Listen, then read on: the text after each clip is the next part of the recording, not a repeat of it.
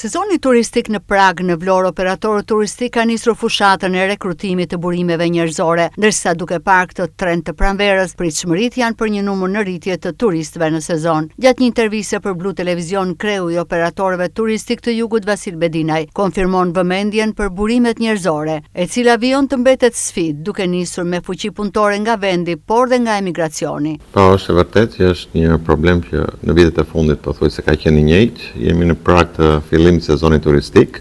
Tani jemi te sezoni i turistëve kulturor, që është një target apo një turist që për ne ka shumë rëndësi, sepse është turisti që shpërndan opinionin, pra nuk është një turist i plazhit, po është një turist që fillon vizitën e tij nga Shkodra deri në Saran, pra në të gjitha sitet kulturore.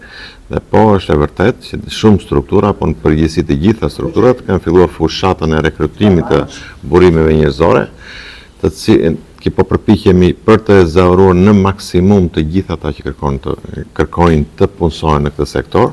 Ajo që na intereson ne si subjekte apo si operator turistik është të japim informacionin e duhur për kushtet që ne ofrojmë, sepse shohim që ka mungesë informacioni, sa dhe akuzohemi që kemi pagat të ulta, por nuk është e vërtet. Pagat në sektorin e turizmit janë 2 fishuar dhe 3 fishuar, dhe kërkesat në sektorin tonë janë pothuajse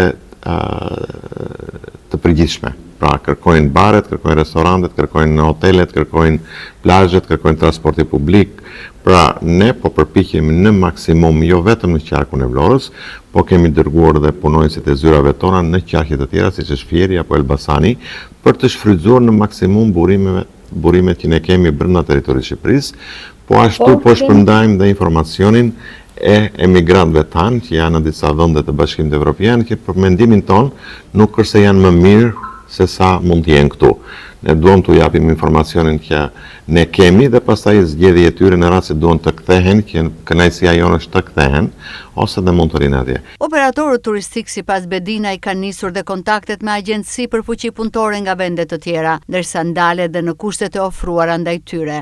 Po marrim shumë punonjës nga vende të ndryshme të botës, nga Myanmari, nga Nepali, nga shumë vende të cilat vendi jon i ka lehtësuar apo strukturat përkatëse i kanë lehtësuar vizat e tyre për të ardhur, dhe duke kemi filluar që vitin e kaluar, kemi një pjesë, por po vazhdojmë edhe këtë vit, po bëjmë të njëjtën gjë, po vinë pjesë. Pra kemi edhe të vendit, kemi edhe të huaj. Çfarë ofroni ju për punëtorët e huaj? Kanë kushtet e kontratës, rrogat e tyre janë normale, marrin përsipër akomodimin dhe ushqimin, po ashtu.